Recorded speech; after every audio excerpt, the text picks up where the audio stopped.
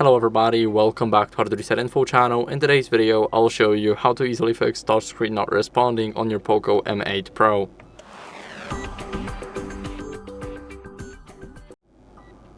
So first, what you guys want to do is remove the screen protector or case, and let me explain why.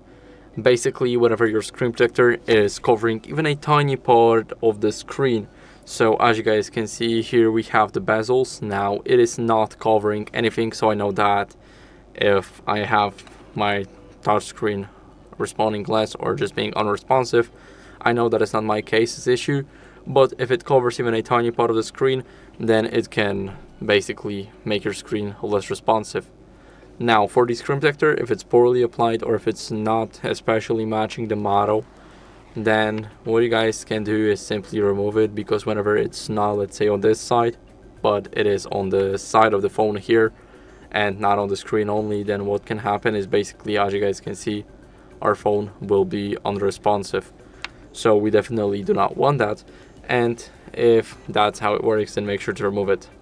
Now for the screen, what we want to do with it is we want to give it a good clean.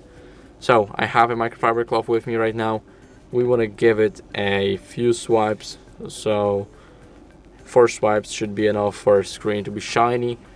And after that, what we want to do is we want to restart our phone to refresh the entire system. So hold the power button and the volume up button at the same time. Now swipe down to reboot, and now our phone is rebooting. So I'll see you guys in a second once it's done. Now after the restart, what you guys want to do is update your software, and as a last resort, factory reset your device. So let's go over to the settings, and here we want to go to About Phone. Now we want to click on HyperOS, and as you guys can see, it's checking for the latest update. We need Wi-Fi for this. I have no updates available, so that means I am on the latest version.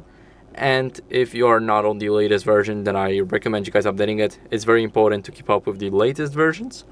And after that, as a last resort, is you just need to scroll down in About Phone and go to Factory Reset. Here, make sure that you back up everything, because if you erase all your data, then you won't get it back. So make sure it will ask you if you want to back up items first. Click on Backup, and here you can back it up locally. You can back up it by cloud, by the Xiaomi cloud, or use a Google backup. So once you click here, you can back it up here.